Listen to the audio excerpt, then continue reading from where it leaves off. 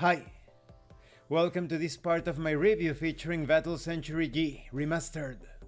If you haven't seen the other parts of my review featuring this tabletop RPG of anime-style mecha combat, drama, action, and adventure, please check out the playlist in the description below.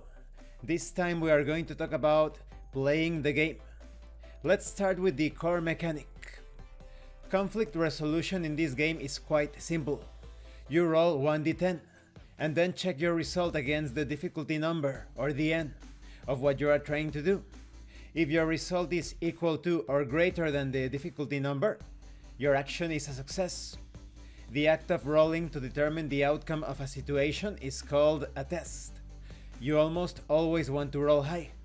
All characters have different odds to succeed at different things.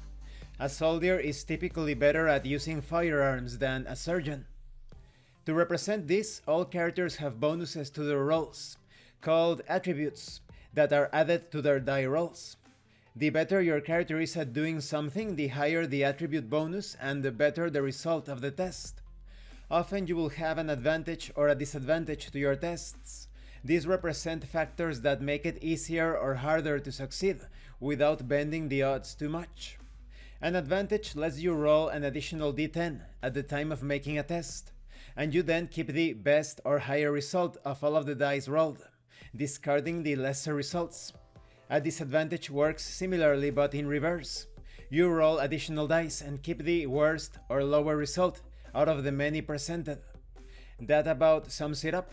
You will find a few exceptions to these general rules here and there, but in the overwhelming majority of circumstances, that's all you need to know. It's also important to keep in mind certain principles. Rulings trump rules. Specific trumps general. You should have after adding or subtracting, and always round down. Let's talk about episodes. A session in this game is referred to as an episode. Episodes are divided into intermission scenes, that is when the pilots do stuff, and operation scenes, when the mecha come out. Some episodes could be somewhat short, while others could take perhaps 2 sessions to complete. During scenes, of course, players will describe their characters' actions and speak as if they were their characters. Let's talk about the attributes of your pilot. They are quite self-explanatory. You have fitness, which is a measure of your character's physical ability. You have intellect, which handles being knowledgeable plus a dose of worldly awareness. You have charm, which helps a character perform well socially. There is also awareness, which keeps someone attuned to their surroundings, making one perceptive and memorious of small details. There is also willpower, a combination of a character's toughness, composure, and morale. When it comes to resources, this represents how well grounded a character is from an economic and social standpoint. Now, mecha also have their own attributes, and these are not as self-explanatory as the others. You have might. This attribute has to do with big guns, to make huge explosions, and big hands to rip and tear into enemies. You have guard, which is the counterpart to might. It makes a mecha harder to damage through a combination of evasiveness and armor. You have threshold, which is the second half of making a giant robot that can withstand enemy attacks. It represents how sturdy the mecha's internals are and how it holds against damage taken. You have energy, which is consumed every time the mecha uses certain abilities like energy barriers or beam weapons. There is also systems. Sometimes you use your mecha for things that require a touch of precision and technical know-how. So this has to do with managing fire suppression systems, detecting hidden enemies, performing emergency repairs, and such. There is also speed. To no one's surprise, giant robots are faster than people. Speed is also related to handling the mecha's reaction times to the pilot's commands, and is the primary factor in moving before the opponent does during turn-based combat.